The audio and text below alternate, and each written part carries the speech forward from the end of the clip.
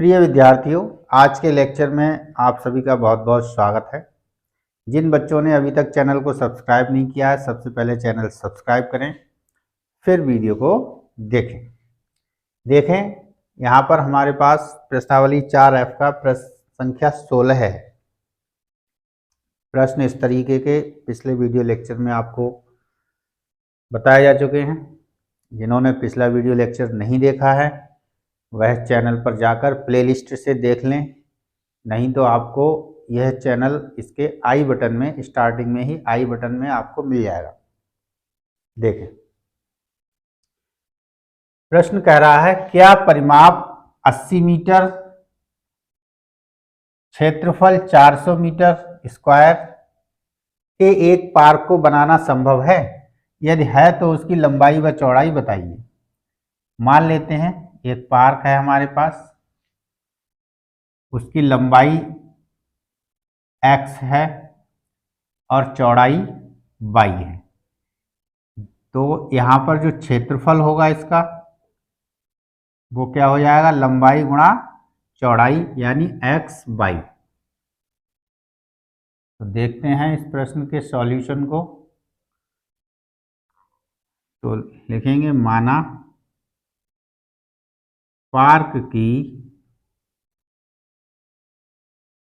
लंबाई बराबर x metre तथा चौड़ाई बराबर y मीटर है। जब लंबाई चौड़ाई इतनी हो गई तो क्षेत्रफल कितना हो जाएगा, लंबाई गुणा चौड़ाई x गुणा y, यानी इसे आप लिख सकते हैं x y। ठीक, प्रश्नानुसार प्रश्न क्या कह रहा है कि दोनों का दो परिमाप है वो आपको 80 मीटर दिया हुआ है। परिमाप कितना दिया हुआ है, 80 मीटर। तो परिमाप क्या होता है, एक आयत का 2 गुणा लंबाई प्लस चौड़ाई यानी 2x प्लस y, ये परिमाप होता है। और ये परिमाप दिया कितना है, ये परिमाप आपको दिया है 80 मीटर। 2 इधर गुणा में इधर भाग में ले जाइए तो x प्लस y क्या हो जाएगा, 2 से भाग कर दीजिए तो ये हो गया 40। 2 चौक 8 और 0, समीकरण नंबर 1। ठीक, इधर 2 से भाग कर दी, इधर 2 से भाग करी, या इस 2 को उठा के इधर लेगा तो बटे में 2 जाएंगे, 2 से काट दिया, 2 चौक 8 0 40, समीकरण नंबर 1। अब दूसरे में क्या कह रहा है, क्षेत्रफल कह रहा है 400 वर्ग मीटर है और क्षेत्रफल बराबर 400 वर्ग मीटर। तो क्षेत्रफल क्या होगा, लंबाई चौड़ाई के हिसाब से एक्स बाई बराबर 400। ये समीकरण नंबर 2 हो गई। अब समीकरण 1 से x का मान समीकरण 2 में रख लीजिए। ठीक, यहाँ लिखो समीकरण 1 से x का मान समीकरण 2 में रखने पर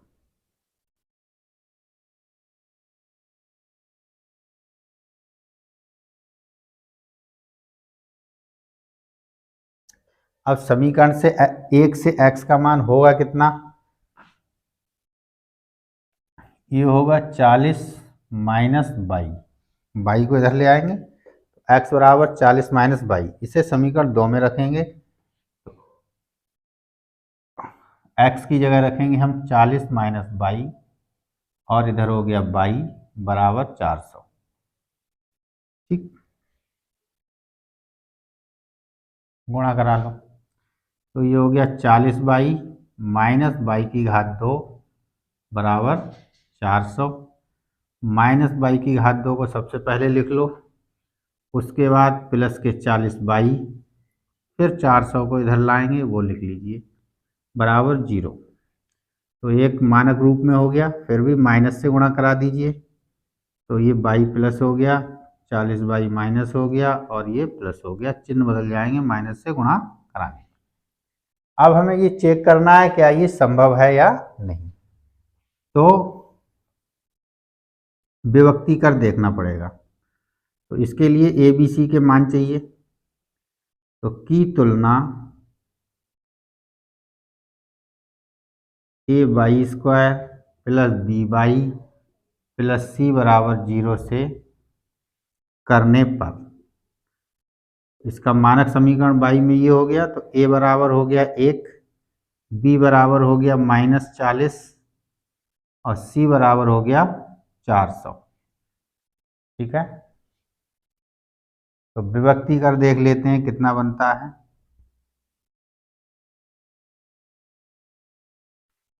डी बराबर बी स्क्वायर -4ac, बी का मान -40 का वर्ग -4, ए का मान 1, सी का मान 400। तो माइनस का वर्ग प्लस हो गया, 4 का वर्ग 16 और 2 जीरो, 40 का वर्ग कितना हो गया 1600, माइनस यहाँ गुणा करा लो, 4 चौक 16, 16 एकम 16 और 2 जीरो 1600, यानी विभक्ति कर क्या हो गया 0। जीरो विभक्ति कर होने का मतलब क्या है कि यहाँ पर जो मूल होंगे इसके वो वास्तविक होंगे, यानी कि इस कंडीशन का पार्क बनाना संभव है। तो यहाँ कहेंगे d बराबर 0 होने पर अतः यानी आप यहाँ लिख सकते हैं मूल वास्तविक होंगे,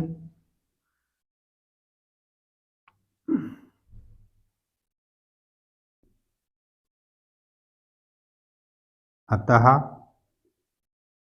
पार्क बनाना संभव है, पार्क बनाना संभव है।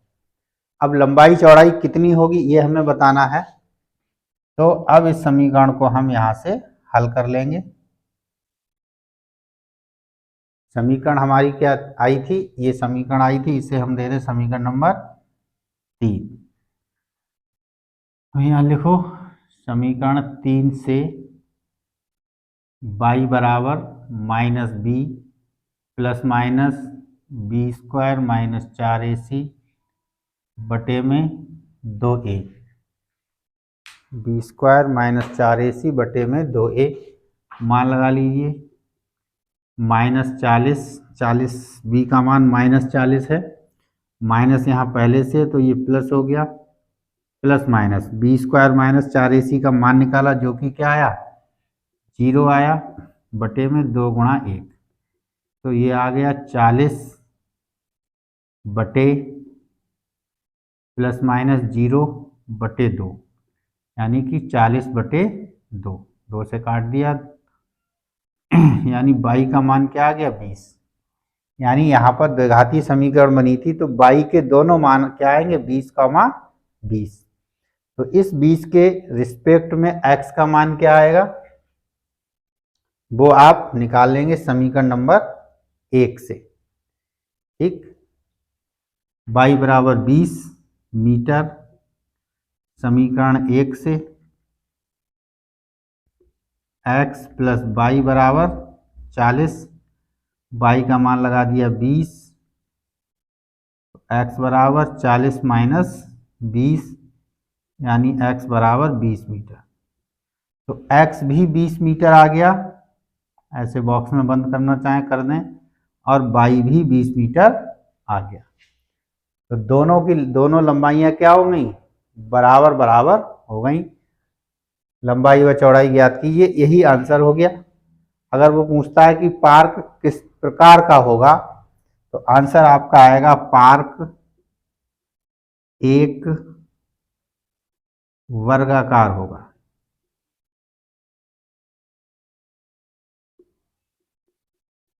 एक को हटा दो, पार्क वर्गाकार होगा।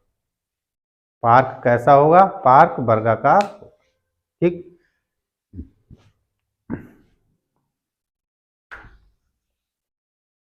पार्क वर्गाकार होगा। तो ये आपका क्वेश्चन था, आपका एक अच्छा प्रश्न था आपके लिए। देखते हैं अगला प्रश्न। देखते हैं प्रश्न संख्या 17। दो क्रमागत संख्याएं ज्ञात कीजिए जिनके वर्गों का योग 265 है। माना दो क्रमागत संख्याएं,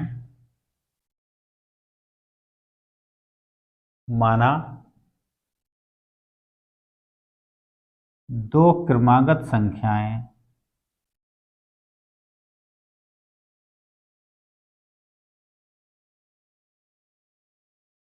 x और x प्लस 1 हैं।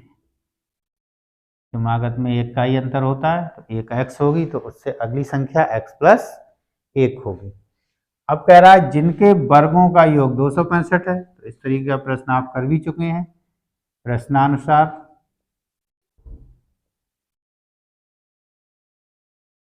x का वर्ग प्लस x प्लस 1 का वर्ग बराबर 265। ये तो x का वर्ग रहा। यहाँ a प्लस बी का होल वर्ग लगाना है आपको, यानी a का वर्ग प्लस 2ab, 2x गुणा x प्लस 1 का वर्ग और बराबर 265। तो x का वर्ग ये हो गया 2x का वर्ग, 2x की गुणा 1 से तो प्लस के 2x प्लस का 1 का वर्ग 1 माइनस 265 बराबर 0। इस 265 को इधर ले आएंगे तो माइनस का हो जाएगा। 2x का वर्ग प्लस 2x माइनस 264। अब देखिए यहाँ पर 2, यहाँ पर 2 और ये 2 से विभाजित हो जाएगा, भाग चली जाएगी इसमें। तो हम इस पूरी समीकरण को 2 से भाग कर देते हैं। 2 से भाग करेंगे तो 1 रह जाएगा, x का वर्ग। यहाँ 2 से भाग करेंगे तो 1 रह जाएगा। यहाँ 2 से भाग करेंगे, 2 एकम 2, 2 तियां 6, 2 दूनी 4। 32 के ऐसे गुणनखंड जिन्हें घटाने पर 1 आए, यानी तो 32 के गुणनखंड होंगे 11 और 12। 11 गुणा 12, 11 दूनी 22 हासिल 2, 11 के 11 और 2 13। 12 में से 11 घटाएंगे तो हमें 1 मिलेगा, यानी गुणनखंड विधि से ही हल हो जाएगा। नहीं होता है तो आप सूत्र का प्रयोग कर सकते हैं। प्लस 12x माइनस के 11x माइनस 132 बराबर 0। ब्रैकेट में लिखना चाहें ब्रैकेट में लिख सकते हैं। x की घात 2 प्लस 12 माइनस 11 x माइनस 132 बराबर 0। तो x की घात 2 plus 12x minus 11x minus 132 बराबर 0। x कॉमन आ जाएगा दोनों से, तो x प्लस 12 बचा, माइनस का 11 कॉमन ले लीजिए तो चिन्ह बदल जाएंगे, प्लस हो जाएंगे। 11 से भाग करेंगे तो 12 बचेगा बराबर 0, यानी कि x प्लस 12 और x माइनस 11 बराबर 0। यदि x प्लस 12 बराबर 0 तो x बराबर माइनस 12, और यदि x माइनस 11 बराबर 0 तो x बराबर 11। तो वो संख्याएं हमें क्रमागत संख्याएं बतानी हैं। तो देखिए x का मान हम एक संख्या 11 ले लेते हैं, तो अगली संख्या कितनी हो जाएगी हमारी, x प्लस 1 यानी 12। और यदि हम ऋणात्मक x का मान माइनस 12 लेते हैं तो इसमें 1 जोड़ेंगे तो दूसरी संख्या क्या हो जाएगी, माइनस की 11।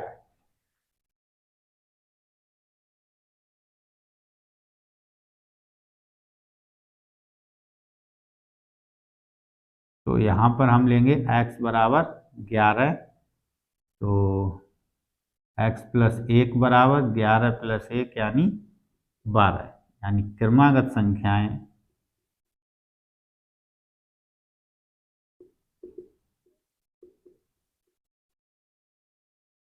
ग्यारह और 12 हैं। ये आपका आंसर हो जाएगा। यहाँ पे हम -12 नहीं लेंगे, यहाँ लिख सकते हो संभव नहीं है।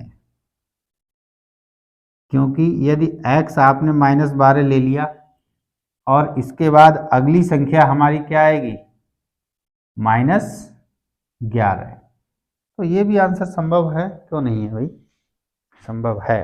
देखिए क्रमागत क्रम से ये भी है। अब उसने ये नहीं कहा कि धनात्मक बतानी है, ठीक है, दो क्रमागत संख्याएं की बात करी है, तो ये भी आंसर हमारा संभव हो सकता है। यदि x बराबर हम -12 लेंगे तो x + 1 कितनी होगी, -12 + 1 यानी कि -11, तो ये भी हमारी क्रमागत संख्याएं हो जाएंगी।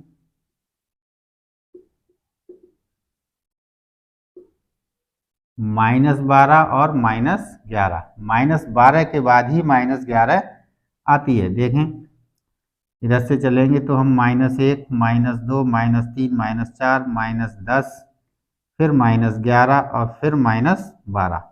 क्रमागत के बाद जैसे हम 0, 1, 2, 3, 1, 2, 3 ये क्रमागत होंगी, एक के बाद एक, तो -12, -11, -10 भी तो क्रमागत होगी, ठीक है। तो यहाँ पर यदि ऑप्शन कहीं आपका ये दे दिया प्रश्न यही हो और ऑप्शन में -12, -11 दिया हुआ है, तो वहां पर -12 और -11 आंसर सही होगा। और ये ऑप्शन यदि नहीं है, 4 ऑप्शन है, 4 ऑप्शन में 11 और 12 का ऑप्शन नहीं है, -12, -11 का ऑप्शन है, तो ये सही माना जाएगा, ठीक है। तो ये ध्यान रखने की चीजें हैं। यदि यहाँ पर सिर्फ ये कहता कि दो धनात्मक क्रमागत संख्याएं ज्ञात कीजिए जिनके वर्गों का योग इतना है, तो यही एक आंसर होता, ठीक है। क्योंकि उसने ना धनात्मक कहा है ना ऋणात्मक कहा है, तो हम दोनों आंसर्स दे सकते हैं। देखते हैं अगला प्रश्न। देखें प्रश्न संख्या 18, दो वर्गों के क्षेत्रफलों का योगफल इतने मीटर स्क्वायर है या इतने वर्ग मीटर है। यदि उनके परिमापों का अंतर 24 मीटर हो तो दोनों वर्गों की भुजाएं ज्ञात कीजिए। मान लेते हैं हमारे पास एक वर्ग है जिसकी एक भुजा x मीटर है, दूसरा वर्ग है, अब ये नहीं पता कौन बड़ा है कौन छोटा है या बराबर है, और दूसरा वर्ग है जिसकी एक भुजा 22 मीटर है। अब इसका क्षेत्रफल क्या होगा, x का वर्ग होगा, इसका क्षेत्रफल कितना होगा, y का वर्ग होगा। इस तरीके से हमने मान लिया, माना पहला वर्ग हमारा इस तरीके से है और ये दूसरा वर्ग हमारा इस तरीके से, ठीक। अब हमसे कह रहा है दो वर्गों के क्षेत्रफलों का योगफल, तो पहले वर्ग का क्षेत्रफल प्लस दूसरे वर्ग का क्षेत्रफल बराबर 468 मीटर स्क्वायर। तो पहले वर्ग का क्षेत्रफल कितना है, पहले वर्ग का क्षेत्रफल है x का वर्ग, दूसरे वर्ग का क्षेत्रफल है y का वर्ग, और दोनों का योगफल कितना है 468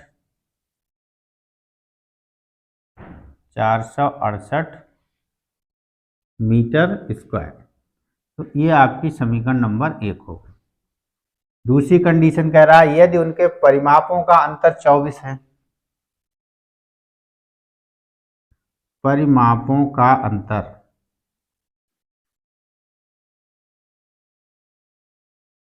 कितना दिया हुआ है 24 है। यदि उनके परिमापों का अंतर 24 है तो परिमाप मान लेते हैं ये बड़ा है, तो इसका परिमाप हो जाएगा 4x और इसका परिमाप हो जाएगा 4y बराबर 24। इसे हमने बड़ा मान लिया थोड़ी देर को, ये हमारा बड़ा है, तभी घटा सकते हैं। 4 से भाग करेंगे तो x बचेगा, y बचेगा और यहाँ 4 छंग 24 बचेंगे। तो यहाँ x बराबर निकाल लेते हैं, माइनस के y इधर जाएंगे तो प्लस के हो जाएंगे, y + 6। इसे समीकरण नंबर 2। अब x का मान समीकरण 1 में रख दो,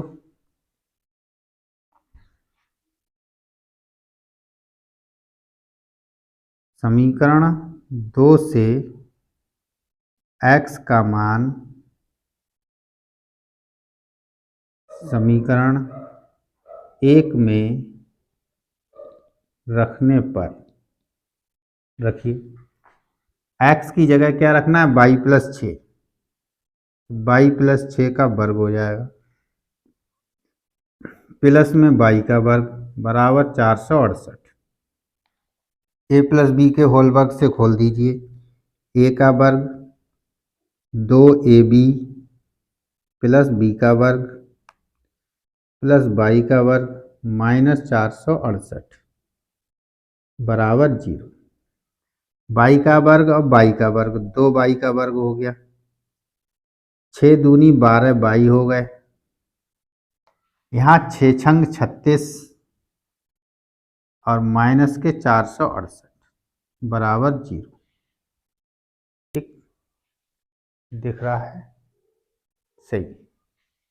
अब इसको और सरल करना है यहाँ, तो 2 बाई वर्ग प्लस 12 बाई, 2 बाई का वर्ग प्लस 12 बाई। अब देखिए 8 में से 6 घटाएंगे तो ये माइनस का बचेगा, ये यहाँ देखिए 468 बड़ा है, माइनस का बचेगा। 8 में से 6 घटाया 2 और 6 में से 3 घटाया 3, 4 जो कि तो ये 432 आ गया। 432 भी आपका 2 से कट जाएगा, ये 2 से कटेगा, ये भी 2 से कटेगा और ये भी 2 से कटेगा, यानी हम इस समीकरण में 2 से भाग दे सकते हैं। तो बाई का वर्ग प्लस 2 छंग 12 बाई माइनस 2 दूनी 4, 2 एकम 2, 2 छंग 12। 216 के ऐसे गुणनखंड जिन्हें घटाने पर 6 बचे, कर लीजिए। 6 से काट लो, 6 तियाँ 18, 6 छंग 36, 6 छंग 36, 6 एकम 6। तो ये तो बात नहीं बनेगी, 6 छंग 36, 6 छंग 36 से इस 6 को लिख लो 3 गुणा 2, तो 6 दूनी 12 ले लो और 6 तियाँ 18 ले लो, तो ये बन गया 18 और ये बन गया 12। 18 में से 12 घटाएंगे तो हमारा 6 बचेगा। आप अपने हिसाब से जैसे चाहे वैसे गुणनखंड करके समझ सकते हैं कि 18 और 12 कैसे आए। फिलहाल हमने इस तरीके से कर लिया। तो बाई की घात 2 प्लस 18 में से 12 घटा लिए माइनस 216 बराबर 0।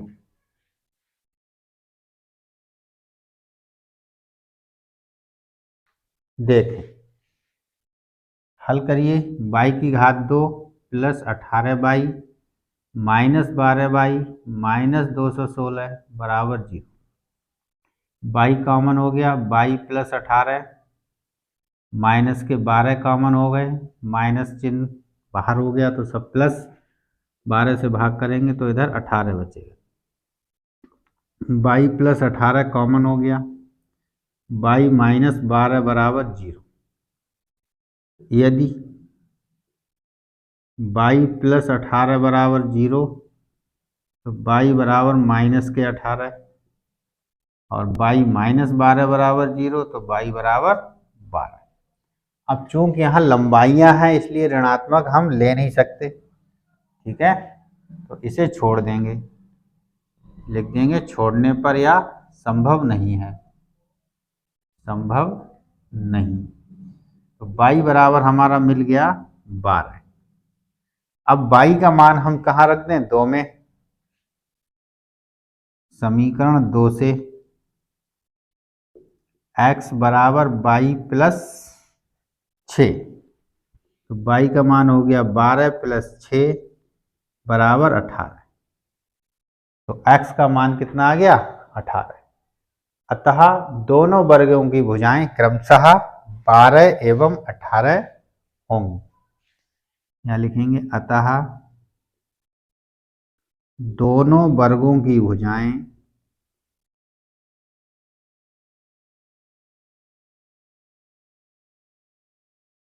क्रमशः 18 एवं 12 हैं। ठीक, यानी पहले वाले बड़ा x का मान तो 18 और दूसरा y का मान तो 12। इस तरीके से ये प्रश्न आपका हुआ।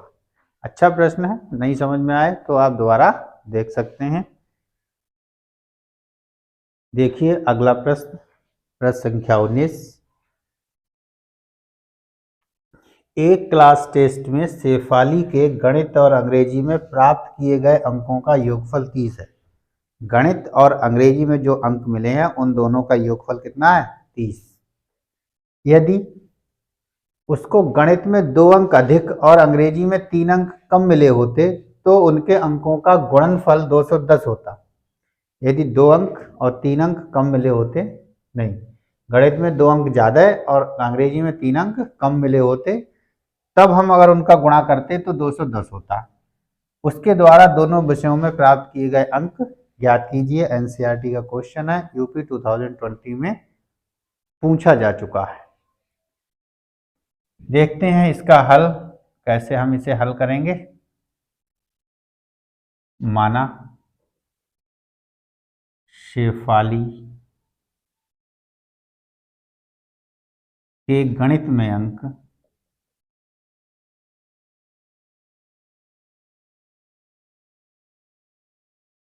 बराबर x और शेफाली के अंग्रेजी में अंक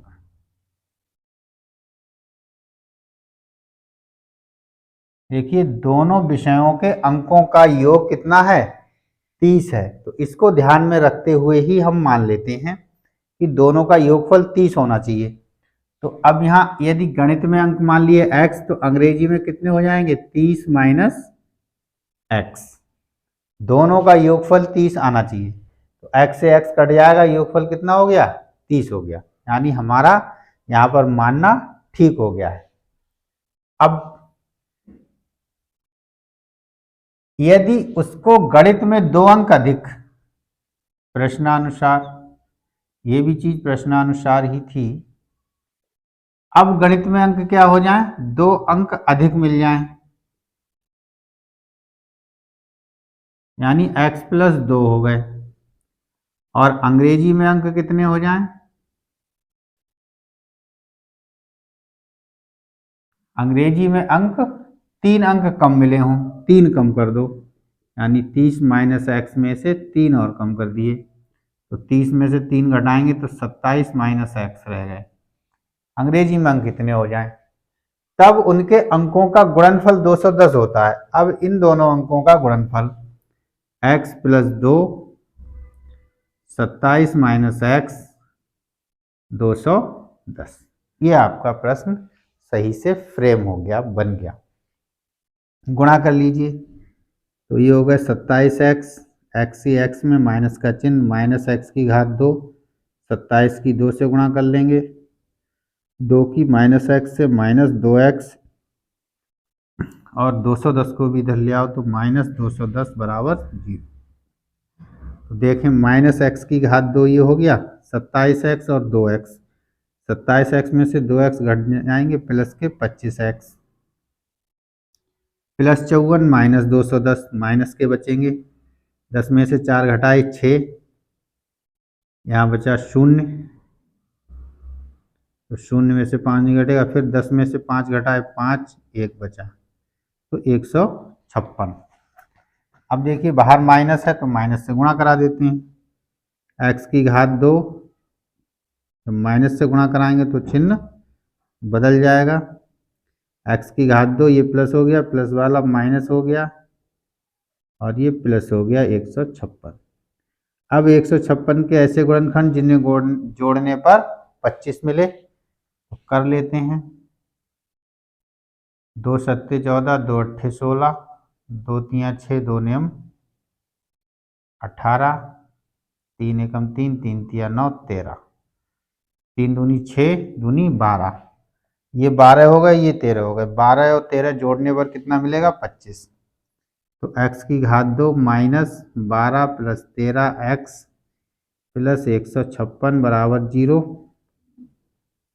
x की घात 2 minus 12x minus 13x plus 156 बराबर 0। x यहाँ से कॉमन ले लीजिए तो बचा x माइनस 12 -13 कॉमन ले लीजिए तो बचा x -12। यहाँ से जब 13 कॉमन लेंगे माइनस के तो 13 निकल गए, x बचा प्लस का, माइनस कॉमन लिया, चिन्ह बदल गया, माइनस हो गया, 13 से भाग करेंगे तो 12 आएगा। अब x -12 कॉमन ले लीजिए तो बचेगा x -13।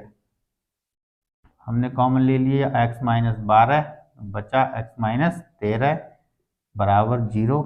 यदि x -12 बराबर 0 तो x बराबर 12। यदि x -13 बराबर 0 तो कितना हो गया, x बराबर 13। अब यदि x बराबर 12 ले रहे हैं तो गणित में अंक कितने हो जाएंगे, 12। x बराबर 12 लेने पर गणित में अंक कितने हैं, x हैं तो x का जितना मान होगा उतने गणित में अंक हो जाएंगे। और अंग्रेजी में अंक कितने हैं, 30 - x कितने हैं, 30 - x तो x की जगह कितना लग जाएगा, 12। तो 30 में से 12 घटाएंगे तो 18। एक आंसर तो ये हो गया। और यदि हम x बराबर 13 लेंगे तो गणित में अंक कितने हो जाएंगे, 13। और अंग्रेजी में अंक कितने हो जाएंगे, 30 - 13।